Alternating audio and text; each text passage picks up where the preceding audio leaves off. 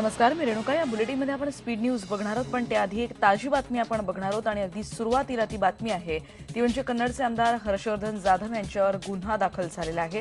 Police अधिकारी पराग जाधव यांना त्यांनी मारहाण केल्याप्रकरणी हा गुन्हा दाखल झालेला आहे. नागपूरच्या सोनेगाव पोलीस स्टेशनमध्ये या गुन्ह्याची नोंद आहे. सरकारी कामात अडथळा आणणं आणि मारहाणीचा गुन्हा हर्षवर्धन जाधव यांच्यावर दाखल करण्यात आलेला आहे.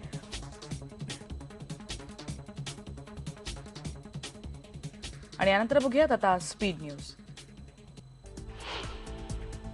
पाकिस्तानमधल्या पेशावरमधल्या आर्मी स्कूलमध्ये जो दहशतवादी हल्ला झाला होता त्यानंतर काल दुसऱ्या दिवशी पाकिस्तानमध्येच नाही तर जगभरात शोकाकुल वातावरण होतं. आता किती दिवस हा सगळा प्रकार सहन करायचा असा प्रश्न नागरिकांसमोर आहे. पाकिस्तानमधून तालिबानांचं समूळ उच्चाटन करायची गरज आहे. या निर्धारानं आता पाकिस्तान एकवटलाय. पेशावरचा हा हल्ला पाकिस्तानच्या दहशतवाद विरोधी मोहिमेला वेगळं वळण देणारा ठरला आहे.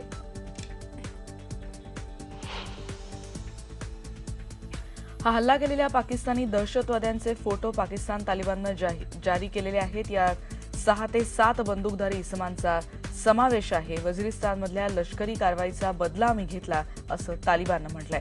पाकमधल्या आदिवासी भागात हे फोटो घेण्यात आलेत असा दावा करण्यात आलाय. त्याचबरोबर असे आणखी हल्ले आम्ही करू अशी धमकीही त्यांनी दिलेली आहे. तालिबानी अतिरेक्यांच्या कुटुंबियांना पाकिस्तानी लष्करानं ठार केलं आणि त्यामुळे हा हल्ला आम्ही केला असं या अतिरेक्यांचं म्हणणं आहे.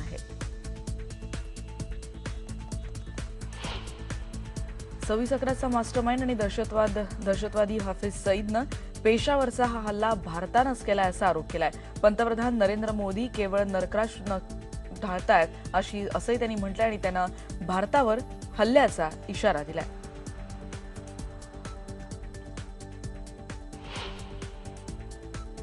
पेशावरच्या हल्ल्यानंतर भारतानं हाय अलर्ट जारी केलाय. गृह मंत्रालयानं सुरक्षा आणि गुप्तचर यंत्रणांना सतर्क राहण्याचे आदेश दिलेत. आयसिस समर्थकांकडून हल्ल्याची शक्यता वर्तवण्यात येते. जानेवारीत अमेरिका अध्यक्ष बराक ओबामा भारतात येत आहेत आणि त्या पार्श्वभूमीवर हा इशारा देण्यात आलाय. सिमीकडूनही हल्ल्याचा धोका असल्याचं म्हटलं जात आहे. शाळांसह इतर अनेक संवेदनशील भागात सुरक्षा वाढवण्यात आली आहे. बॉम्बशोधक पथक, शीघ्र कृती दलांना अलर्ट देण्यात आलाय. पेशावर हल्ल्याचा देशात ठिकठिकाणी निषेध करण्यात आला. अनेक ठिकाणी कॅन्डल मार्च काढण्यात आले. नवी दिल्ली, भुवनेश्वर, लुधियाना अशा देशाच्या कानाकोपऱ्यांमध्ये मृतांच्या शांतीसाठी प्रार्थना करण्यात आल्या.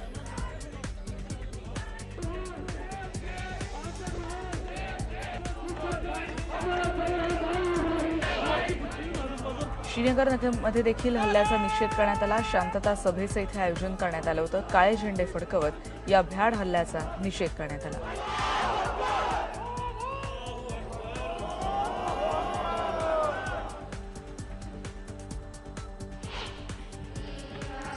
राज्यातही अनेक ठिकाणी श्रद्धांजली वाहण्यात आली. मुंबईतल्या बालमोहन शाळेच्या विद्यार्थ्यांनी या हल्ल्यातल्या मुलांना श्रद्धांजली वाहिली. नागपूर आणि हिंगोलीतही ज्या शाळा आहेत तिथे श्रद्धांजली वाहण्यात आली.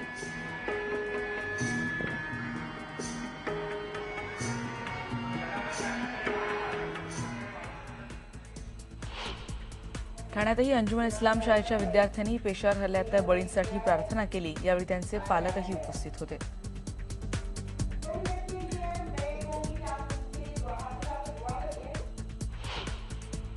अंबरनाथमध्ये महापालिकेच्या शाळांमध्ये मुलांनी हाताला काळ्या फिती बांधून पाकिस्तानमध्ये जो भ्याड हल्ला झाला त्याचा निषेध केला. या हल्ल्यात बळी पडलेल्या मुलांना प्रार्थना करून श्रद्धांजली वाहण्यात आली.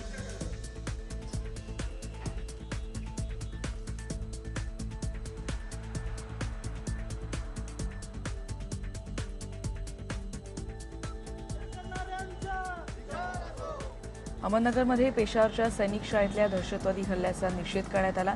बापूजी हम शर्मिंदा है, दहशतवाद अभी जिंदा है अशा घोषणा देत स्वयंसेवी संस्थांनी या घटनेचा निषेध केला.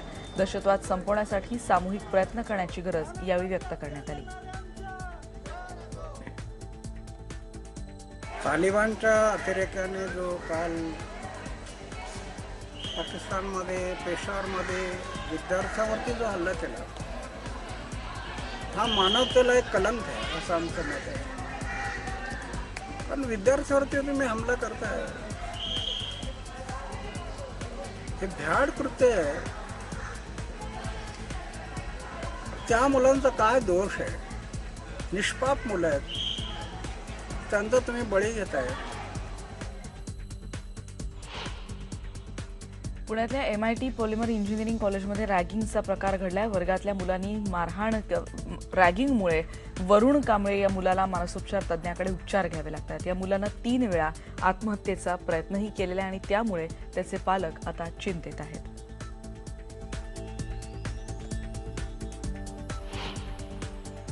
अतिरिक्त शिक्षकांचा प्रश्न ऐरणीवर आला आणि या संदर्भात आमदार कपिल पाटील यांनी विधान परिषदेत हा प्रश्न उपस्थित केला. यावेळी शिक्षण मंत्री उपस्थित नसल्यानं या प्रश्नाचं उत्तर आता आज दिल्या जाण्याचा प्रयत्न असेल.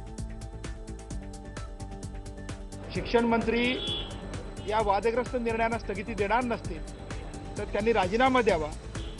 कारण सय्यद रमीजने त्याच्या सुसाईड नोटमध्ये शिक्षण मंत्री आणि शिक्षण सचिव हे दोघं जबाबदार आहेत माझ्या आत्महत्येला असं लिहून ठेवलेलं आहे. त्याची नैतिक जबाबदारी घेऊन राज्याचे शिक्षण मंत्री विनोद तावडे यांनी आपल्या पदाचा राजीनामा द्यावा अशी मागणी आम्ही केलेली आहे. केंद्राच्या पथकानं राज्यातल्या दुष्काळग्रस्त भागाची 3 दिवसात पाहणी केली आणि पथक काल दिल्लीला रवाना झालं. पण या दौऱ्यावर अनेक भागातल्या शेतकऱ्यांनी असमाधान व्यक्त केलंय. या दौऱ्यातून शेतकऱ्यांच्या हातात काही लागेल का हा खरा प्रश्न आहे. यवतमाळमध्येही शेतकरी संतापले कारण शेतात त्यांच्या रात्रीच्या अंधारात पाहणी करण्यात आली. 4:30 वाजता हे त्या पथकाचं आगमन होणं अपेक्षित होतं, पण प्रत्यक्षात रात्री 7:30च्या सुमारास हे पथक पोहोचलं. पूर्वनियोजनानुसार हे पथक नागेशवाडीची पाहणी करणार होतं, मात्र तिथे न थांबता हे पथक पुढच्या गावी पाहणीसाठी गेले आणि त्यामुळे आधीच्या गावचे शेतकरी चांगले संतापले आणि त्यांनी प्रचंड घोषणाबाजी करत नागपूर तुळजापूर राज्य महामार्गही अडवून धरला होता.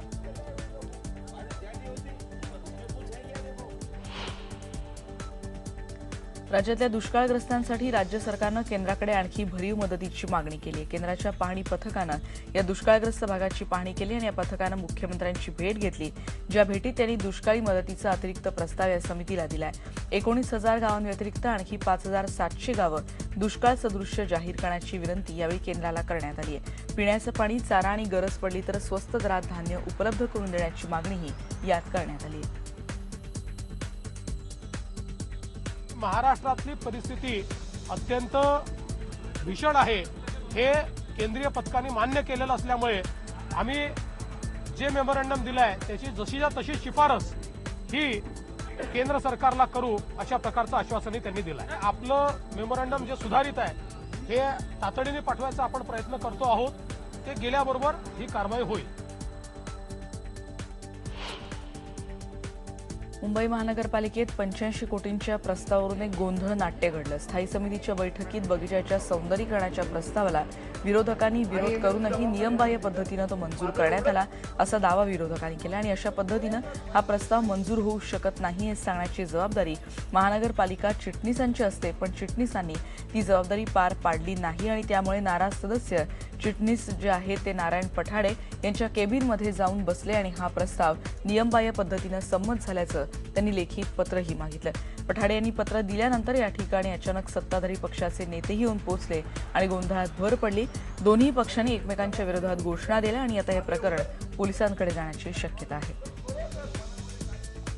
मी आणि प्रवीण छेडा यांनी आम्ही मागणी केली होती की आज हा प्रस्ताव पास करण्यात येऊ नये, कारण तो कालच आला होता. 80 करोडचा प्रस्ताव होता. आम्हाला अभ्यास करायला वेळ द्या, पण ती मागणी धुडकावत काय घाई लागलेली माहीत नाही, पण स्थायी समिती चेअरमनने तो पास केला. त्यावरनं आम्ही आज MS कडे आलो. कोणत्याही पद्धतीचं नियमाचं उल्लंघन त्या ठिकाणी झालेलं नाही. मी त्या ठिकाणी जी मीटिंग चालवली ती नियमाप्रमाणे चालवलेली आहे. नियमामध्ये जे आहे, नियमाची जी तरतूद आहे त्या पद्धतीने तो प्रस्ताव पास केला. कोल्हापूरची बातमी आहे. फाउंड्री उद्योग आता कर्नाटकात जाणार हे निश्चित झालंय. काल संध्याकाळी कोल्हापूरच्या उद्योजकांशी कर्नाटकचे मुख्यमंत्र्यांनी सविस्तर चर्चा केली. निपाणीजवळच्या तवंदी घाटातील जमीन नवीन औद्योगिक वसाहतीसाठी संपादित करण्याचा आदेश कर्नाटक सरकारनं दिलाय. ही जमीन सुमारे 1,348 एकर इतकी आहे. बेळगावच्या शासकीय विश्रामगृहावर ही बैठक झाली.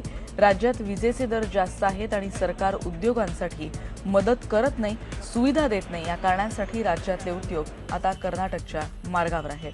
कर्नाटक सरकारनं या उद्योजकांना सवलती देण्याचंही आश्वासन दिलेलं आहे.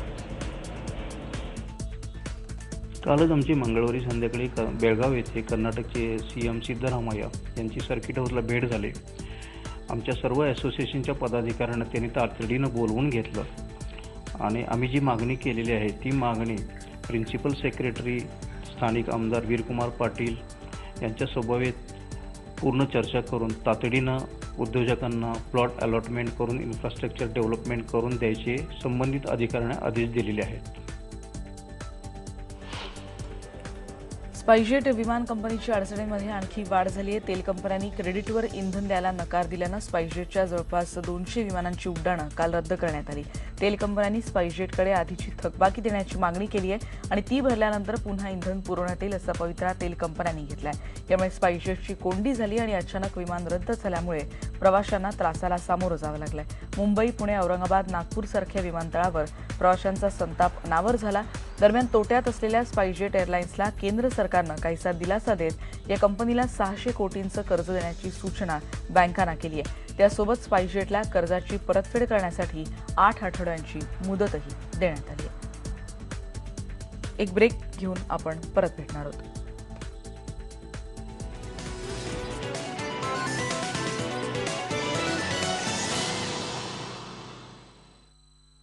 पुण्यात मनसे नगरसेविका अॅडव्होकेट रुपाली पाटील आणि त्यांचे काका अॅडव्होकेट नंदकुमार पाटील यांच्या विरोधात जीवे मारण्याची धमकी दिल्याची तक्रार पोलिसात दाखल करण्यात आली आहे. लँड डेव्हलपर मितेश सोळंकी यांनी ही तक्रार दाखल केलेली आहे. बिबवेवाडीतल्या जमिनीवर जबरदस्तीनं ताबा घेतल्याची तक्रार सोळंकी यांनी नोंदवली आहे. पण पोलिसांनी पाटील यांना समज देत कागदपत्र सादर न केल्यामुळे या जमिनीभोवतीच्या कंपाऊंडला लागलेले पत्रे जे आहेत ते काढून टाकायला सांगितलेत. पाटील यांनी सोळंकी यांच्यावर बनावट कागदपत्र तयार केल्याचा आरोप केला. ते म्हणतात ही जागा आमची आहे, तर मी यांना सगळे माझे जागेचे पुराव्याचे सगळे कागद पोलीस निरीक्षक तोडकर साहेबांना सगळे दिले, ज्याच्यात माझा 7/12 आहे, फेरफार आहे, माझे ओनरशिपचे डॉक्युमेंट्स आहेत, माझी नवी मोजणी झालेली आहे. सर्व दिले असतं तरी त्यांनी इथं माझ्या प्लॉटवर इथं त्यांनी पत्राची शेड मारलेली. मला इथं असा प्रश्न विचारते की पुणे पोलिसांनी ही नवीन पद्धत काढली आहे का की ज्यांना ताबा पाहिजे त्यांनी आमच्याकडे या, आम्ही सेटलमेंट करतो आणि लिटिगेशन मधल्या प्रॉपर्टी मिळवून देतो. कोर्ट आहे ना त्याच्यासाठी, कागदपत्र आहेत, कोर्ट कचेरी आहे, दावा चालेल आणि मेहरबान कोर्ट आहे तो योग्य निर्णय देईल. तर माझं म्हणणं न्यायालयीन प्रकरणी माझा विषय यायचा कारण की माझ्या आजोबांच्याच पासून माझ्याकडे जागा आली आणि त्याच्यामुळं माझा तिथं संबंध आलेला आहे आणि त्या जागेवर त्या कुणाचाही ताबा आधी नव्हता. 19 मला तर गेले 25 ते 28 वर्ष आमचाच ताबा तिथं आहे आणि तिथं आमचाच ताबा असल्यामुळे आम्ही कुणाकडनं ताबा घ्यायचा संबंध येतच नाही. भांडूपच्या माउंट मेरी शाळेमध्ये 4 वर्षांच्या चिमुरडीवर बलात्कार झाला आणि शाळेतल्या कर्मचाऱ्यांना हा प्रकार केल्याचं उघड झालंय. शाळेच्या स्वच्छतागृहात लहानगीसोबत अश्लील चाळे आणि बलात्कार त्यांनी केला आणि या प्रकरणी 2 संशयितांना ताब्यात घेण्यात आलाय. या घटनेमुळे संतप्त नागरिकांनी शाळेची तोडफोड केली आणि जाळपोळ केली. हा प्रकार 9 डिसेंबरला झाला होता. ही 9 तारखेपासून माझ्या मुलीवरती असं याने केलेलं आहे. त्या छोटा सर म्हणून आहे त्यांच्या शाळेत, ज्युनियर KGची मुलगी आहे ती. तर आम्ही आतापर्यंत आमच्या मुलीचा बदनाम होईल म्हणून आलो नाही असं तिनं सांगितल्यानंतर आम्ही लेखी स्वरूपात लिहून घेतलं आहे आणि त्याप्रमाणे आम्ही गुन्हा दाखल केलेला आहे. देखिए, ये अपने आप में बहुत ही वाकई बहुत संजीदा बात है और चौंकाने वाली बात है कि मुंबई जैसा शहर जो अपने आप में सिक्योरिटी के लिए औरतों के लिए बहुत ही महफूज माना जाता है, अगर उस जगह पे 4 साल की बच्ची का स्कूल में रेप हो रहा है तो ये अपने आप में अब लिमिट क्रॉस हो चुकी है. अब हमें कुछ ना कुछ हमारी सरकार को और हमारे सोसाइटी को करना पड़ेगा. नंदुरबार जिल्ह्यातल्या एकलव्य शाळेतल्या आदिवासी विद्यार्थ्यांनी प्रकल्प अधिकाऱ्यांना घेराव घातल्या. शाळेतल्या गैरसोयींचा या विद्यार्थ्यांनी निषेध केला. 1 ते 8वीचे जे 1ली ते 8वीचे जे 100 विद्यार्थी आहेत ते सगळे या आंदोलनात सहभागी झाले होते.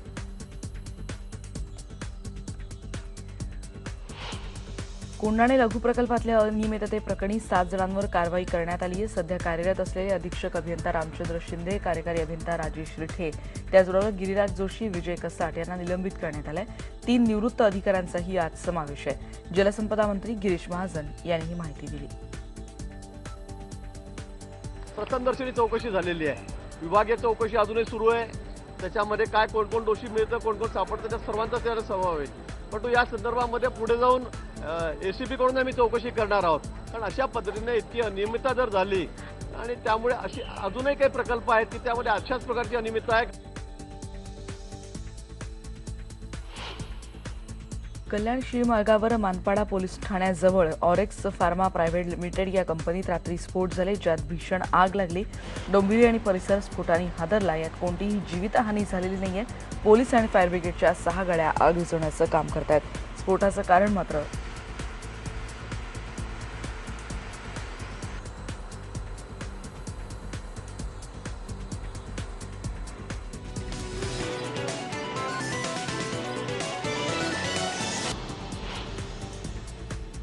भारतीय बॉक्सर सरिता देवी हिच्यासाठी एक चांगली आणि एक वाईट बातमी आहे. वाईट बातमी ही की तिच्यावर आंतरराष्ट्रीय बॉक्सिंग फेडरेशनने 1 वर्षाची बंदी घातली आहे. एशियन गेम्समध्ये मेडल परत केल्यामुळे तिच्यावर ही कारवाई करण्यात आली आहे. मात्र चांगली बातमी ही की ऑलिम्पिकमध्ये खेळण्याचं तिचं स्वप्न अजूनही पूर्ण होऊ शकतं, कारण 2016च्या रिओ ऑलिम्पिकसाठी क्वालिफायर असणारी वर्ल्ड चॅम्पियनशिप 2016 मध्येच सुरू होणार आहे. बहुत खुश हूँ जो दौरान में स्पोर्ट्स मिनिस्टर और सचिन और बॉक्सिंग इंडिया और साई सब पूरा देश ने मुझे सपोर्ट किया, इसलिए बहुत बहुत धन्यवाद बोलना चाहूँगी. अभी मेरा पास अभी मैं ओलंपिक खेलने के लिए मौका मिल रहा है. मैं पूरी तरह तैयारी करूँगी और अपना देश का नाम रोशन करना चाहती हूँ.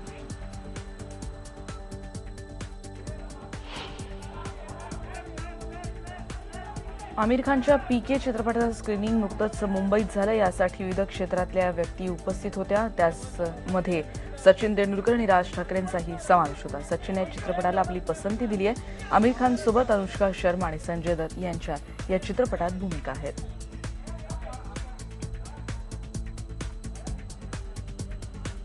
आणि या सगळ्या बातम्यांनंतर स्पीड न्यूज बुलेटिनमध्ये आपण इथेच थांबतो आहोत. पहा फक्त IBN लोकमत.